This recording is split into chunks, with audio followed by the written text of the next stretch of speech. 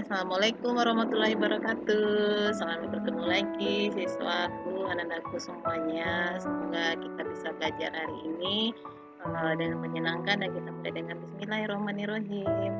Baik, pada kesempatan kali ini kita akan um, mempelajari tentang turunan fungsi trigonometri yang memuat AX ditambah B. Nah, sebelumnya kita juga sudah belajar, tapi sudutnya ini hanya X saja. Nah, kali ini AX ditambah B. Baik, ada dua indikator pencapaian yang mau kita tuju hari ini. Pertama, kita akan menemukan rumus turunan fungsi trigonometri yang memuat sudut AX tambah B, dan kedua adalah bagaimana menggunakan rumus itu dalam menyelesaikan masalah. Nah, ada 6 yang akan kita jawab rumusnya, itu adalah sebagai berikut. Jadi sama persis dengan pelajaran kita sebelumnya, hanya sudutnya dalam AX ditambah B. Berikut, perlu diingat untuk mempelajari materi ini, maka kamu juga harus menguasai materi di kelas sebelumnya. Ada 4 kelompok sebagai berikut. Akan diperhatikan. Nah, yang pertama, kita akan menurunkan rumus trigonometri bentuk fx sama dengan sin AX tambah B. Kita tetap menggunakan pendekatan limit. Jadi, jika kita menggunakan pendekatan limit, maka kita akan menggunakan rumus yang ini. Oleh sebab itu, maka kita mengetahui jika fx-nya sama dengan sin AX tambah B, maka fx tambah delta x-nya akan kejadiannya seperti ini. Lanjut, kemudian f aksennya berdasarkan definisi ini, maka kita bisa menuliskan seperti ini. Jadi sin AX ditambah A kali delta X ditambah B dikurang dengan sin AX ditambah B per delta X. Ketiga, dengan menggunakan rumus yang sudah kita pelajari sebelumnya bahwa sin A dikurang sin B itu seperti ini, maka kita bisa menjabarkan menjadi sebagai berikut. Dari hasil penyederhanaan, maka kita akan memperoleh bahwa f aksen X itu sama dengan limit delta X mendekati 0 sebagai berikut. Kita lanjutkan. Dari uraian ini, maka kita akan mendapatkan bahwa kita bisa mengelompokkan penulisannya bahwa 2 cos 1/2 kali ini itu kita kelompokkan penulisan di depan, kemudian untuk sin 1/2 A kali delta X-nya kita tuliskan di belakang per delta X. Nah, ngapa kita kelompokkan? Karena kita sudah punya rumus sebelumnya bahwa ketika limit delta X mendekati 0 dari sin setengah kali A delta X per delta X, ini bisa kita atur sehingga nilai limitnya itu menjadi 1. Nah, untuk bagian depan ketika kita masukkan delta X itu mendekati 0, maka ini kan akan bernilai 0. Nah, delta X-nya nilainya 0 sehingga nilai bagian belakang ini 0. Sehingga kita hasilnya memperoleh 2 cos AX ditambah B. Sementara untuk yang bagian di belakang kita manipulasi penulisannya sehingga di belakang ini di bawahnya kita memunculkan setengah A, maka di atasnya kita kalikan setengah A. Tujuannya apa? Tujuannya tidak merubah nilainya. Jadi kalau 1/2A dibagi 1/2A itu kan sama dengan 1. Nah, menurut pelajaran kita yang sudah lalu, maka nilai seperti ini, nilai limitnya sama dengan 1. 1 dikali setengah A, maka nilainya sama dengan setengah A. Sehingga kita dapat menyimpulkan bahwa ketika fungsi itu adalah sin AX ditambah B, maka turunannya sama dengan A cos AX ditambah B. Jadi itulah satu rumus yang kita temukan. Nah, untuk nomor 2 dengan cara yang sama, maka kita akan memperoleh kesimpulan bahwa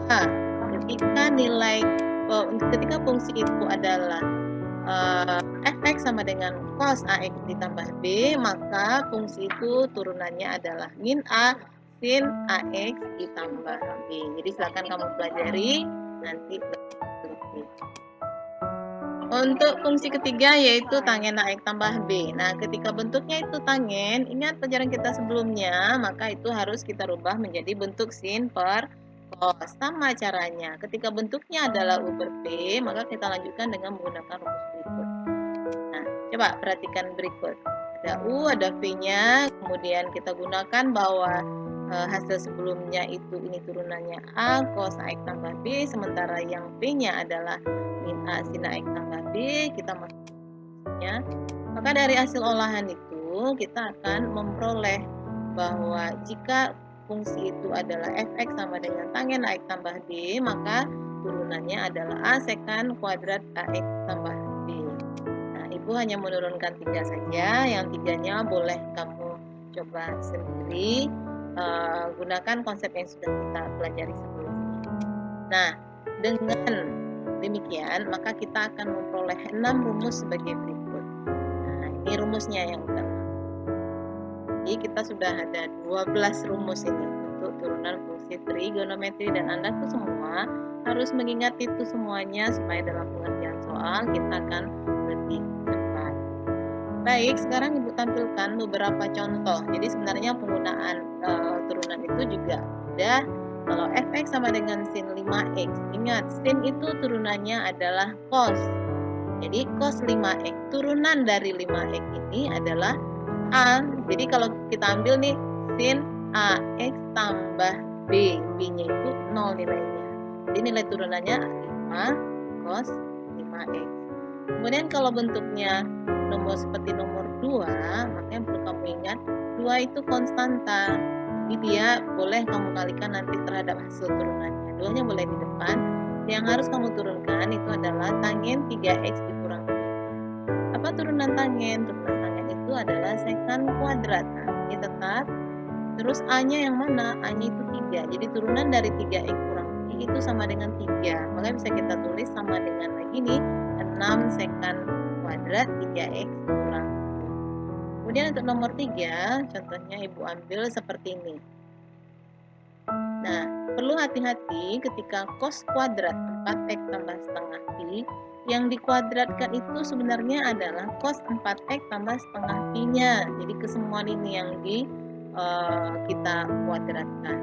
Nah, kita perlu ingat bahwa ketika bentuknya seperti ini, maka itu modelnya adalah U pangkat N.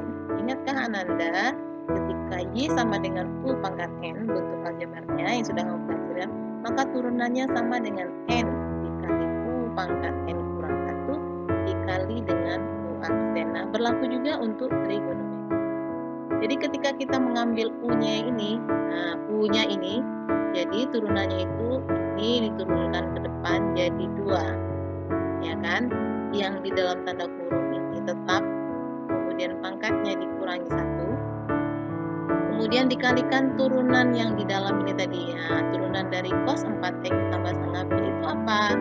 Itu adalah min 4 sin 4x tambah setengah pi. Ya, ini pelajaran kita yang baru kan, cara menunjukkan. Nah, berikut itu hanya menyederhanakan saja. Jadi 2 dikali min 4, ini pangkatnya sudah 1 saja, yang ini sinnya. Jadi hasilnya sama dengan min 8 cos 4x tambah 2 pi kali sin 4x tambah 2 pi. Karena yang ditanyakan adalah nilai untuk f aksen 1/12 pi, maka kamu gantikan nilai x-nya dengan 1/12 pi.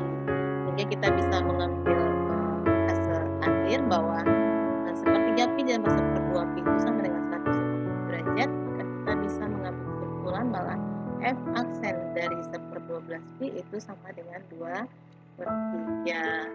Nah, untuk memperlancar supaya kalian mengingat rumus kemudian juga bisa menggunakannya, maka kita akan membahas latihan berikut. Jadi kalian silakan dikerjakan di bukunya, kemudian kita diskusikan di grup WA kita. Nah, terima kasih sudah memperhatikan. Nanti silakan dipelajari kembali. Mudah-mudahan kalian bisa paham dengan materi kali ini. Terima kasih atas perhatiannya dan tetap jaga kesehatan. Assalamualaikum warahmatullahi wabarakatuh.